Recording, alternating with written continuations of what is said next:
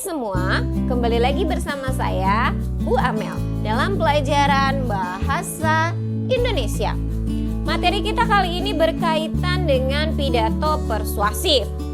Ya, materi ini ada di dalam materi kelas 9 SMP. Untuk kamu yang kelas 9, ini cocok materinya untuk kamu ya. Tidak usah berlama-lama lagi, mari kita mulai saja pembelajarannya.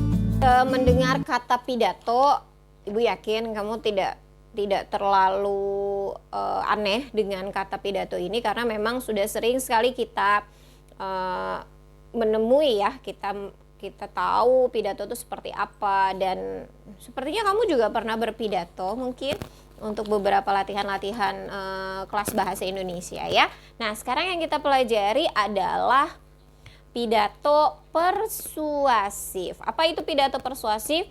Di sini pada dasarnya pidato persuasif itu adalah pidato yang tujuannya untuk mengajak, memengaruhi, membujuk ya pendengar untuk mengikuti keinginan yang kita sampaikan secara sukarela. Nah, teks pidato persuasif ini memiliki ciri-ciri ya. Ciri-cirinya adalah yang pertama, dia menjelaskan dan menarik kepercayaan kepada pembaca atau pendengar. Yang kedua, di sana dia juga berusaha untuk menciptakan kesepakatan ya, atau penyesuaian melalui kepercayaan antara penulis dengan pembaca atau antara orang yang berpidato dengan yang mendengarkan, seperti itu. Kemudian yang ketiga, di sana berusaha menghindari konflik ya, agar kepercayaannya tidak hilang dan kesepakatan bisa tercapai. Kemudian yang terakhir adalah menunjukkan fakta-fakta dan data untuk menguatkan argumentasi di sini ya, atau pendapat yang diajukan. Sebagai pidato yang berusaha untuk membujuk dan mengajak pendengar, pada bagian akhir pidato biasanya ditandai dengan kata-kata atau kalimat ajakan.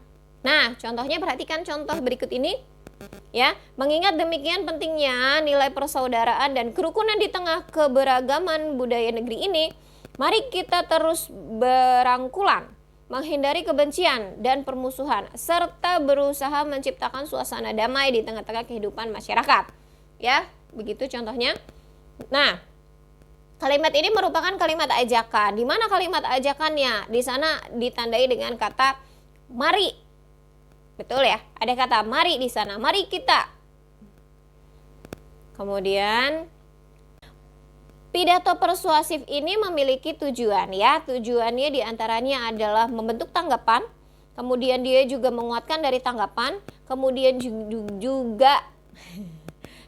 dia juga mengubah tanggapan ya.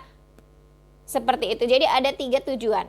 Ada pembentukan tanggapan, penguatan tanggapan, dan pengubahan tanggapan. Berdasarkan prinsip-prinsip yang ada, terdapat beberapa bentuk dari jenis pidato persuasif ini ya. Yang pertama adalah ada persuasi pendidikan, kemudian ada persuasi politik, kemudian ada persuasi advertensi, dan terakhir ada persuasi propaganda. Nah, pidato persuasi pendidikan ini sebetulnya sudah sering kali kita lihat. Contohnya adalah ketika sedang upacara sekolah ya. Upacara itu yang menjadi pembina upacara melakukan pidato persuasi pendidikan, seperti itu ya. Kemudian contohnya adalah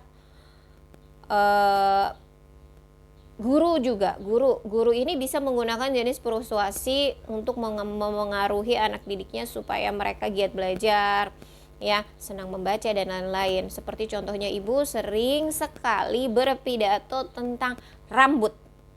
Ya, betul? Ya, berpidato tentang rambut. Sebaiknya anak sekolah itu rambutnya seperti apa? Kemudian Ibu juga sering berpidato tentang bagaimana kalian harus mengerjakan tugas, harus rajin belajar dan sebagainya. Itu sering sekali ya, untuk siswa-siswa Ibu pasti tahu. Kemudian ada persuasi politik. Nah, persuasi politik ini sepertinya sedang marak ya sekarang. Sekarang sedang marak karena memang saatnya atau waktunya untuk pemilihan. Contohnya adalah kampanye. Kampanye itu merupakan salah satu contoh pidato persuasi politik.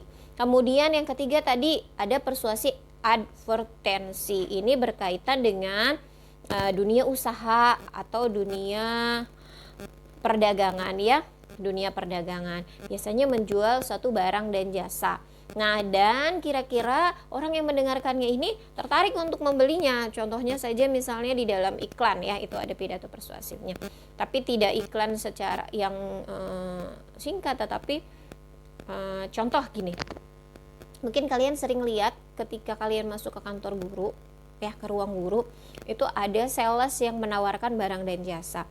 Biasanya ada sales panci misalnya ya. Kemudian dia berpidato dulu keunggulannya apa, kelemahannya apa, seperti itu.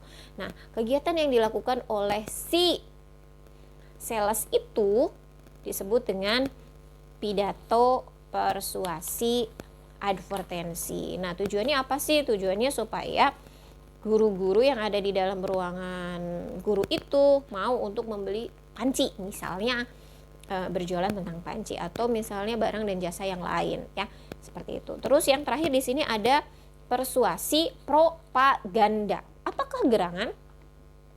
Persuasi propaganda ini adalah disampaikannya informasi ya. Tujuannya adalah tidak hanya berhenti pada penyebaran informasi saja, tetapi lebih dari itu. Nah, dengan informasi itu diharapkan pembaca atau pendengarnya ya mau atau sadar untuk berbuat sesuatu. Nah,